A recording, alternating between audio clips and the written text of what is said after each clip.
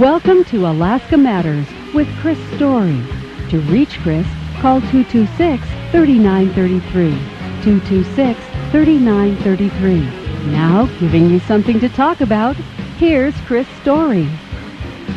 You're listening to the greatest show on earth. Thank you, Nan White. Along with me today is Dave Webb. He's your executive producer, easy for you to say, and engineer of this broadcast. Tiffany Story taking your calls here at Story Real Estate, the nerve center of Alaska Matters. I'm Chris Story, your host for great adventures in the last frontier. Thanks for joining me. Couldn't be happier that you're here. I do have my Blackwater Bend Americano in hand. It's a quad shot Americano. It's in a 16-ounce glass with no cream or sugar, black as the ace of spades, the way God intended coffee to be enjoyed. The good news is, though, at Blackwater Bend, you can enjoy coffee any way you like it. They'll make it to perfection. A lot of things to talk about today.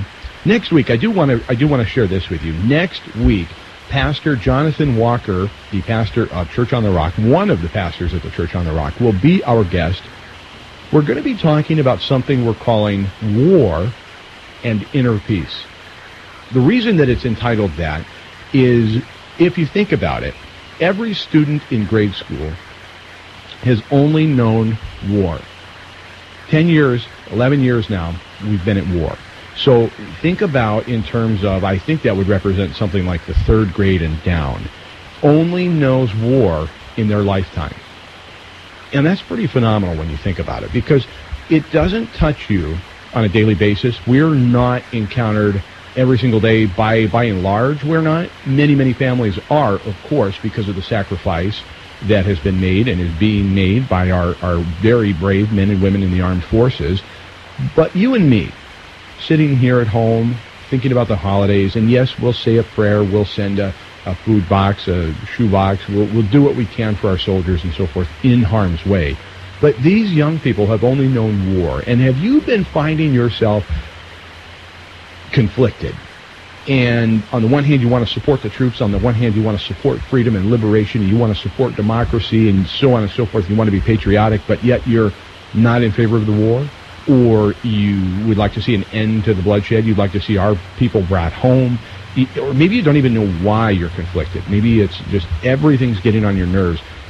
Basically, what I'm saying is that I'm seeing a very serious amount of conflict, strife, and just all kinds of grievance within our communities, within our country.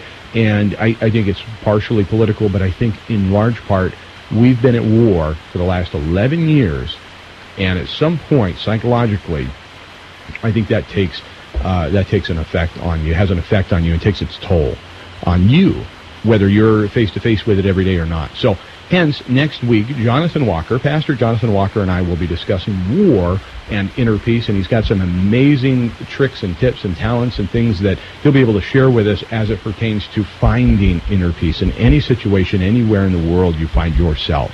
It's a program you will not want to miss. He's a fascinating guy. He's really fun to talk to, interesting. I promise you'll find this fascinating and interesting as well. Today I want to talk about last night's city council meeting here in Homer.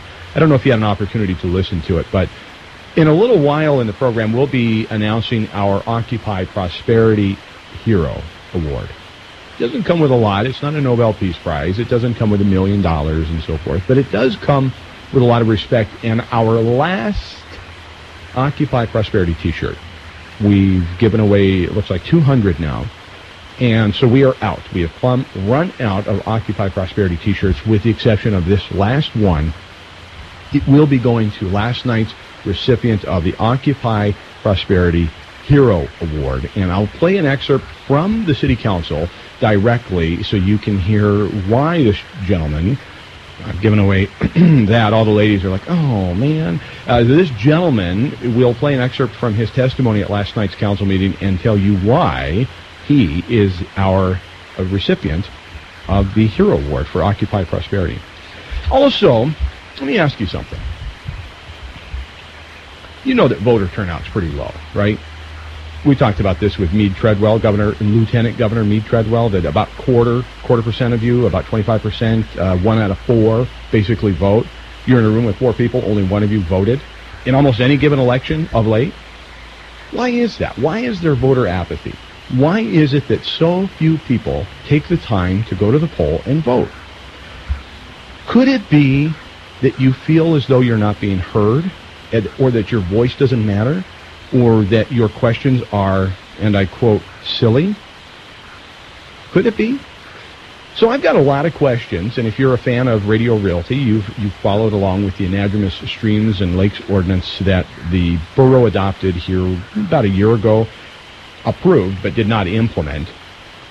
And I've been talking with Fred Braun, Les Crane, and others about this issue and trying to bring light to it because there was no notification to property owners directly who would be impacted by this streams ordinance prior to it being voted on and approved and passed by the Kenai Peninsula Borough Assembly. And so Bill Smith, Assemblyman Bill Smith, he likes to call himself Citizen Smith in the third person when he's even speaking about himself. So Citizen Smith, Assemblyman Smith, is the one who brought this to the borough, this particular ordinance, 2011-12, and they then, subsequent to that, adopted it and passed it. So I asked Assemblyman Smith a few questions, and he answered those questions, and then in his closing paragraph, and again, I'm trying to draw a parallel between his statement to me and possibly voter apathy. So you be the judge. He said, Chris, I'm glad to see you taking an interest in an important topic and hope you'll proceed from an informed position rather than the silly innuendo expressed by your questions. I appreciate you asking for clarifications. Feel free to call or write anytime. Now, I've just been told I'm silly. My questions are silly. Ipso facto, he has referred to me as stupid. This is, quote-unquote, my Assemblyman, Bill Smith. So if I'm to be honest with you, let me just ask you, do you think that I'm more inclined or less inclined to ask future questions of Assemblyman Smith? Nobody likes to be the student in class that raises their hand, not to say that he's our professor, but he is the city official or the borough official at this time. I've asked a question, he has replied to me and CC'd Johnny Blankenship, and I don't know who that is. I'm presuming that it's somebody in legal affairs with the borough. And he has referred to me as silly. He has attempted to make me feel small or belittle me or diminish my questions or my ability to ask questions, whatever it is. Assemblyman Smith, you didn't succeed. I know you all too well. I'm not insulted by your hateful remark. I'm going to use the word. I feel like that was sort of definitely voter intimidation, citizen suppression, whatever you want to call it. I believe that referring to me as silly, basically you're attempting to quiet me and make sure that I don't ask questions of you in the future and or I check them at the door. Well, didn't work, my friend. We're going to be discussing this in great detail. In addition to that, we'll also be giving away Blackwater Bend coffee cards. Don't you go anywhere. The greatest show on earth here is Alaska Matters.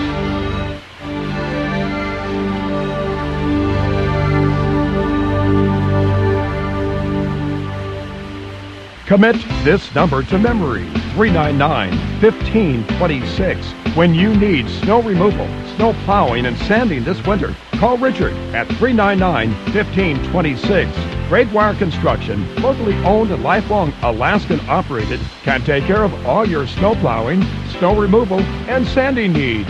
If you'd like, Richard will deliver sand to your residence for your use when needed. Licensed, bonded, and insured. Great Wire Construction, 399-1526. Now that it's colder and darkness has taken over, it's easy to let it get you down. But you know, one thing that really perks me up, how more and more people are lighting up their houses for the holidays, thanks to Christmas Decor by Dutch Boy Landscaping. Dutch Boy makes turning your home or business into a cheery piece of the winter puzzle, minus the hassle of having to find a good spot to base a ladder on ice, battle the elements, or scale that roof. It makes a lot of sense to rely on expert decorators trained in safety and proper installation methods. Christmas Decor offers customized lighting displays, garlands, wreaths, and bows. They can design the display, install it, maintain it. They even take down and clean up when the season's over. So if you've been dreading hauling out boxes and boxes of holiday decorations and the threat to life and limb it entails, maybe it's your year to leave it to Christmas Decor by Dutch Boy Landscaping. Find out more about brightening up your place with professional holiday decorating. Contact Danny at 235-7140. 235-7140. Christmas Decor by Dutch Boy. Call now. I'm Chris Story here with your Radio Realty Reality Check. In 1955, Dr. Doner's office visit was $2. Now, still practicing medicine in Illinois at age 87, the visit will cost you $5. He said, I don't practice medicine for the love of money, but for the love of healing. Are you following your passion? Work full-time on your job and part-time on your future fortune. Real estate's my passion. What's yours?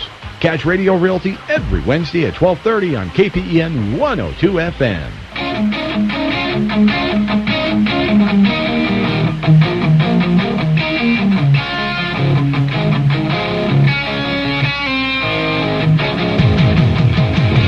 I'm Chris Story. You're listening to Alaska Matters, and I want to remind you that Alaska matters, but so do you. And your voice counts here. So if you would like to call in, there's a couple things I'd love to hear from you about. This is your opportunity.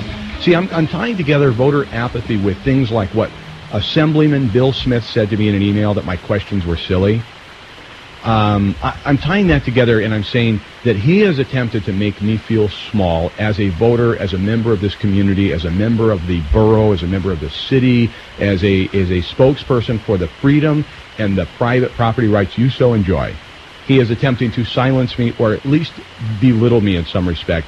We don't do that here on Alaska Matters. So if you disagree with me, and you think I'm wrong, and you think that the borough is the best steward of lakes, streams, etc., if you feel that way and you want to express that opinion here, we may disagree, my friend, but you and I will never refer to each other as silly. I'll never call you a silly person for asking a question, because I truly believe there is no such thing as a stupid question, or for that matter, a silly question. And you probably want to hear what my questions were to evaluate for yourself as to whether or not they were silly.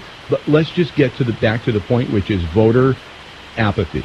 Where does it come from? Well, for example, how likely, if I weren't me, if I wasn't sitting here talking to you on a weekly basis, on a daily basis, through the 4 radio stations that Mr. Becker allows me to speak on, let me ask you this.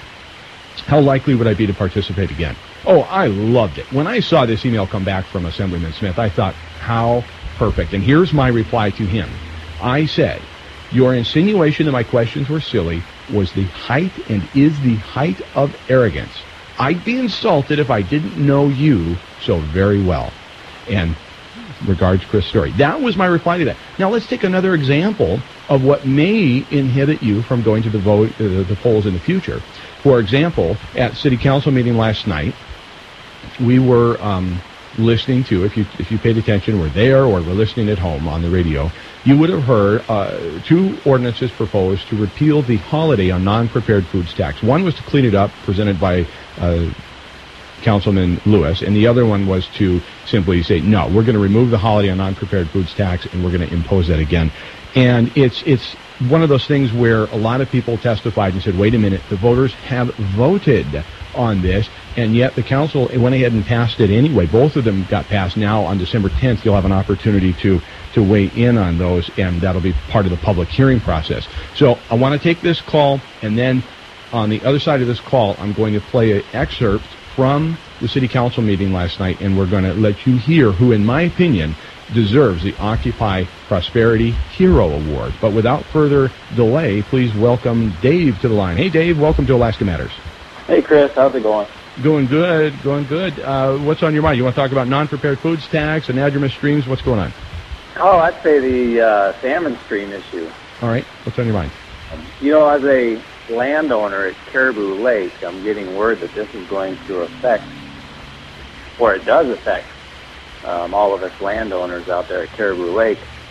And surprising to me, because I was one of the, I'm sure everybody that owns water on, or owned land on waterfront, we got this little book that says On the River. And as I read through this, under the property laws and everything, there's nothing in here that I can find that states Caribou Lake is going to be affected by this. Mm-hmm. However, from what I understand...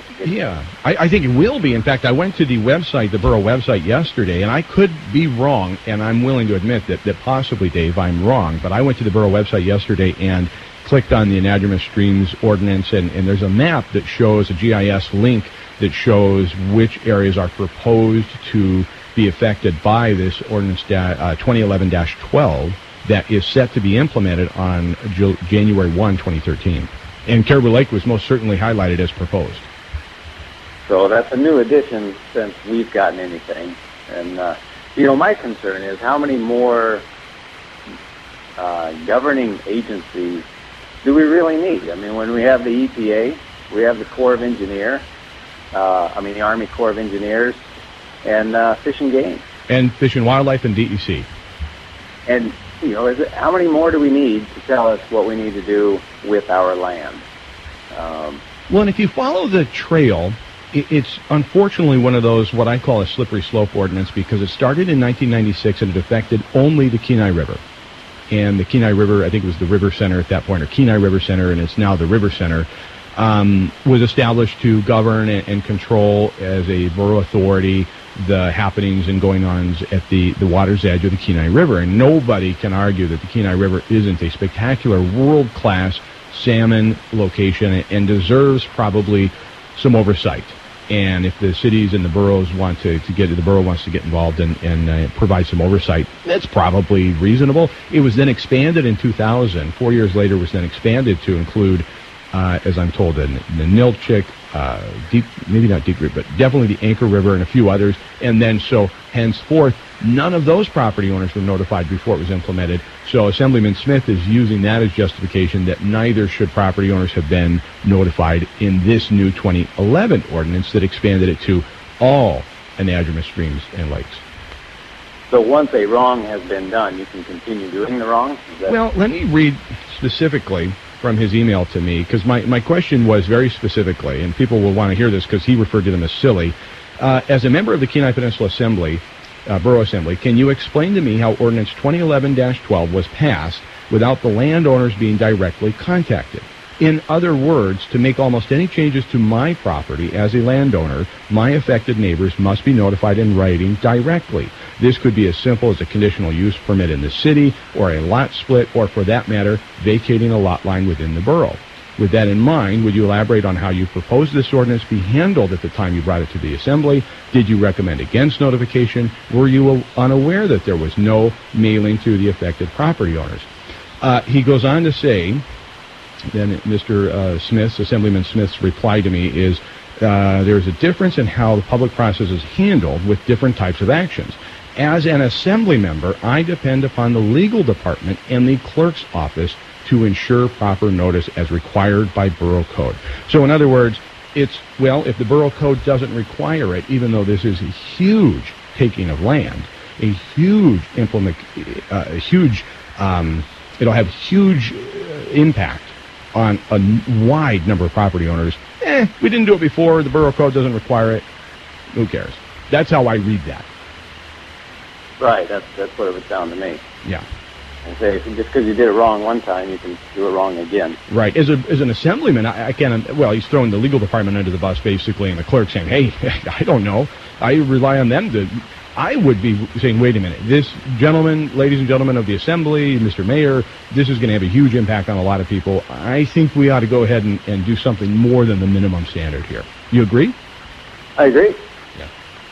Well, unfortunately, Dave, we're not running the world. If we were, of course, we'd leave it to the hands of the private property owners. Now, where I draw exception to that is, Dave, you may be aware Fred Braun up in the Kenai-Solana area has a sort of a coalition of property owners he's put together in addition to being on the mayor's task force. Fred Braun starts each meeting that he runs with the statement that we care about the salmon. We love the salmon. And I think almost every single property owner is going to have that same expression. And in cases where they don't and they are doing damage, as you stated, there's already regulatory agencies to handle that. And believe me, speaking from experience, they're there and they've got plenty of strict rules on it. Right. Well, Dave, thanks for calling in today and expressing your opinion on Alaska Matters. Neither of your questions or statements were silly. Well, I appreciate that, Chris. Thanks, Dave. Take it easy. Phone lines are open, 226-3933. It's just interesting to say that, we want more people to turn out and vote, and yet when it does come down to questioning authority, as it were, or as it pertains to talking to your assembly people about how, say, an ordinance was passed or why notification wasn't given, To be referred to as silly, that just it doesn't do much for me. Hey, when we come back, I'll ask the Blackwater Bend Espresso question, and we will announce our hero according to Occupy Prosperity right here on Alaska Matters.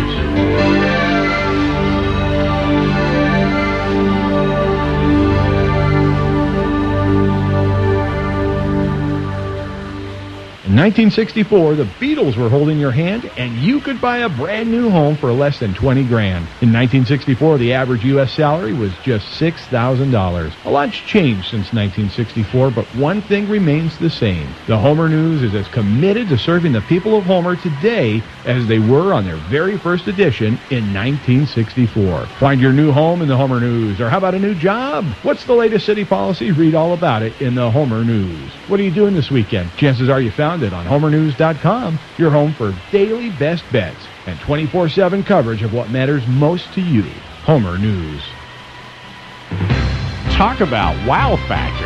Deborah Lysick at Bay Realty in Homer has a great new listing. It's an immaculate property inside and out. I mean a spotless top-to-bottom reconstructed home with ocean views forever. Cozy guest cabin, a lush green lawn, major greenhouse, gardens, 2-car garage, boathouse, shed, sauna, plus what might be the world's finest fish cleaning setup. It's a 3-bedroom, 2.5-bath home on almost 5 acres on Katrina Boulevard in Iliamna Meadows subdivision. And it's just like being in your very own personal nature retreat.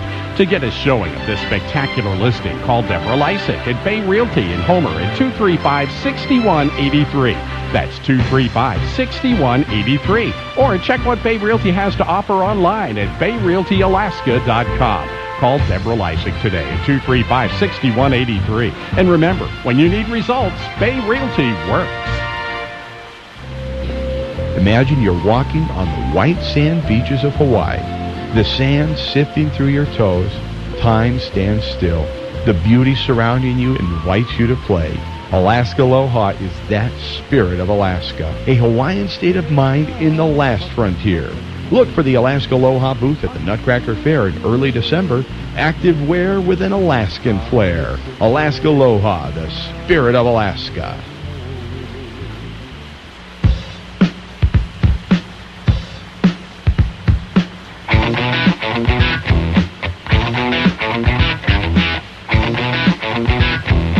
You're listening to Alaska Matters. I'm Christopher Story, your host for Great Adventures in the Last Frontier. Blackwater Bend Espresso brings you this portion of the program. We've got a caller on the line. We'll get to Chris in just a moment. But first, your opportunity to win a free coffee card to the headquarters of All Things Gourmet. At Blackwater Bend, stop in. They're halfway between Homer and Anchor Point. Not your average trip. Here's your question, and I think we'll do it this way. Why don't we send a text message to me at 299-7653. Go ahead and program that in now. 299-7653. True or false? Your phone company, by law, is required to deliver you a phone book in the state of Alaska. By law, your phone company is required to deliver you an annual phone book in the state of Alaska. True or false? And all you need to do is send me a text right now. True or false, and your name. 299-7653. Now, as promised, we have a highlight from last night's City Council meeting, and I want to award our Occupy Prosperity Hero Award to Mr. Ray Cronick. And here is what Mr. Ray Cronick, longtime Homer resident, had to say about the repeal of non-prepared foods sales tax holiday. Good evening, Madam Mayor and Council. I'm Ray Cronick. I'm a city resident. And I'd like to address Ordinance 53 and 54. And I'm opposed to those. Even though I know the city can use money, the city can always use money. But the people have spoken twice that they didn't want that tax on food. And here you're going to reinstate a big share of it. Well, if you'd reinstate all of it on 53 and leave portions of it off on 54. And I know you have the authority to do that, but I don't think it's a prudent thing to do when the people have said no. For you to sit there and say yes. I think it's time, city manager, and his department heads to sharpen that pencil a little more, and there's always room to take a little more in to balance your budget.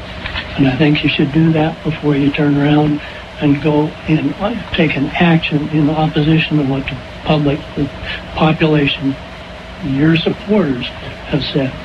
Thank you. So as a result, we'll be awarding Mr. Ray Cronick the Occupy Prosperity Hero Award and have a T-shirt down here at the headquarters of All Things Prosperity at the corner of West Hill and the Sterling Highway with Ray's name on it. We don't literally have Ray's name on it, but effectively it's got Ray's name on it. So, Ray, I hope you're listening, my friend, and you can come on down here and collect your prize as a real hero, because the people have voted twice. And there again, to voter apathy. If the city council goes ahead and passes the non-prepared foods tax again during the holiday set forth by the borough, voted on by the citizens of Homer 2 times, what's the point of going and voting? Really, what was the point of holding an election if in the end our voice means nothing? Please welcome this voice to the program. Chris is on the line to address Caribou Lake and the anadromous streams ordinance. Hey, Chris. Yes, sir. What's on your mind? Well, a little bit of information on Caribou Lake. Like other waterfront landowners, I was sent this ridiculous package by the borough last spring. I immediately went into action. I stopped at the River Center, which is quite an interesting place. It's a collection of, seems to be gum-smacking bureaucrats standing around who are a little bit shocked that I showed up in person to request information.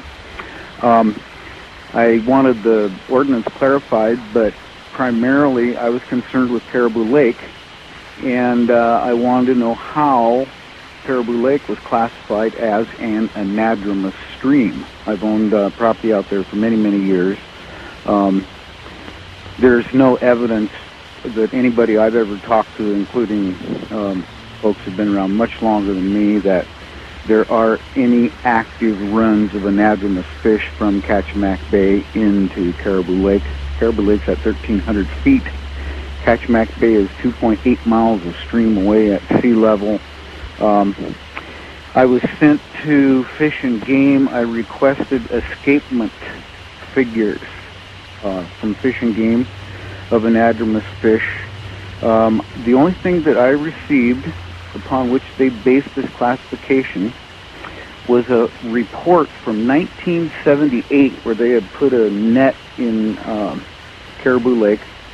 They had caught some Dolly Varden, which I guess were acknowledged that they were planted in there. They caught some landlocked salmon, which I guess were also planted in there. They caught the landlocked salmon were, I believe, and I don't have the document with me, 7 to 9 inches long. And this again was from 1978? In 1978. Okay. And then they in their net they caught 3 salmon that were approximately 16 inches long. In conclusion, they were highly speculative. They speculated that, well, it's possible that these 16-inch fish had returned to this lake from the ocean. You know, they said, well, it's unlikely that sockeye salmon could make it into the lake in the spring. Well, I don't even remember. Mm-hmm. They said, well, maybe silvers would make it, maybe sockeyes wouldn't, depending upon the level of the creek. In a further conversation with a gentleman at the River Center, he said, well, basically the Fish and Game is speculating that possibly silver salmon are getting out of the Deep Creek drainage into Caribou Lake. And, you know, it's almost funny. I think maybe they need a drug testing program or something there. But anyway, just a little information there. Well, let me ask you this, land grab. Exactly, and that's what I was just going to say. As an effective property owner, I am not one, but I advocate on behalf of private property owners as a realtor and as a talk show host here, and also on Radio Realty. Tomorrow we'll get into more detail about this, but is it your inclination then that you are a good enough steward of your waterfront property, and or if you were to do something that would be in direct opposition to the habitat that may or may not exist, there are already enough regulatory agencies that the borough not insert themselves? We have 3 different agencies that already have regulatory authority over anadromous stream banks. Right. So this is just another layer. Yeah. There's no enforcement. It's just a crazy thing. The borough doesn't have the means to really do anything except just make a law. Right. And essentially criminalize you. Right. For developing and using your own property. Precisely. And another thing... Briefly, one more thing. Go ahead. You bet. What I'm doing is I'm going to appeal my property tax values out there. I've got 490 feet of lakefront, and the first 50 feet of it is gone. That's a sizable piece of property, needless to say. Right. And it's gone to me as far as making any reasonable use of it. And you understand that's the dead letter office. You're not going to... I mean, I love and support your attempt, but I honestly... and if everybody would do that, perhaps, but I've seen so many people attempt to appeal, even with an appraisal in hand, and that's not always going to win the day. I wish you the best, and Chris, if you would keep us informed as to how that proceeds, please do. Well, I'll keep in touch with you. This is it's a really, really important matter. It is, and I think people not just to those of us who have properties either. Exactly, because guess what? You're next. If you don't own the oceanfront or streamline, first little step in the process here. And guess what? It goes back to '96, starting on the Kenai River. Okay, that's all right. That's world class. That is a one of a kind. Then it moved out, and then now in 2011, even more overreach, and not a single letter. Let me ask you this instead of a statement, Chris. Did you receive any notification from the borough that this ordinance was under consideration? None whatsoever. There you go. And according to Assemblyman Smith, well, big deal. We just followed the law rather than using courtesy. Didn't. You know, I have other properties around, and anytime a neighbor wants to subdivide or do anything, you know, any zoning variance, we're notified in writing. Exactly. And you know what he said to me about that? I met with Mr. Braun, went to a couple of their meetings, and, you know, the borough has taken the position that, well, this is a zoning issue. Right. And if, in fact, that is the case, then they are, in fact, by law, required to notify affected landowners prior to, you know, any... Yeah, just asking that question, though, Chris, just questioning that of Assemblyman Smith resulted in a horrific backslap to me, saying that was silly, that you and I are discussing this he would find silly. Well, this is not a silly matter. No, it's quite serious, and I was, as I said, if I respected him, I'd be insulted, but that's another story. Well, thank you, Chris. Appreciate your call. You're likewise an Occupy Prosperity hero, and wish you the best in your fight, and do keep us informed. All right, thanks, Chris. Well, there you have it. There's a property owner that is affected by this, doesn't find it silly, Assemblyman Smith, if by chance you get a copy of this on the podcast. By the way, if you'd like to send him the podcast, adventurealaskaradio.com, adventurealaskaradio.com, and we'll be keeping a very close eye on this. In fact, tomorrow we'll be talking with others about this very subject on Radio Realty. It's your private property. To say that you inherently will do harm to the species. Now, here's what he says as well, that this is the community property. These are code words. You need to be aware of this. Community property. The salmon is community property, and he says that will supersede private property rights. I'm paraphrasing, but in more detail will I get into this thesis that he wrote back to me and then ended with your silly questions. Okay. All right. Let's give away some coffee cards, shall we? True or false, your phone company is required by law to deliver you a phone book. In fact, that is true. And we have two winners, Mary, and then a nameless person. Didn't catch your name, but the last four digits are, let me go back one screen and check that out, 0046. So you know who you are. 0046, and Mary, you're both winners. You knew indeed that the state does require your phone company to deliver you a phone book. In fact, this is coming under scrutiny by a judge in an appellate court in Fairbanks, who is saying maybe it's time to do away with that, as in Fairbanks alone, that's 15 million pages a year of residential listings printed, 63,000 phone books alone in 2011 in Fairbanks. So we could do ourselves all a big favor and not have those, possibly. At least not mandated. They could be available to you. But Blackwater Bend Espresso, again, you've got two coffee cards coming, Mary, and then the other participant. So it's been a good program. Once again, 30 minutes has slipped away into the ether. You can go check it out at adventurealaskaradio.com. Thank you, Mr. Dave Webb, for engineering the broadcast. Yes, indeed, sir. Making it sound excellent as usual. Tiffany Story taking your calls. We'll be here tomorrow for Radio Realty 102 FM, 101.7, wherever you are. Find it on the dial. It's KPEN, your home for great country music, and we'll be back. I want to remind you that your opinion matters. So does Alaska, for that matter. Talk to you soon. The Peninsula's home for unforgettable favorites. Great listening, 620 AM, KGTL. Homer.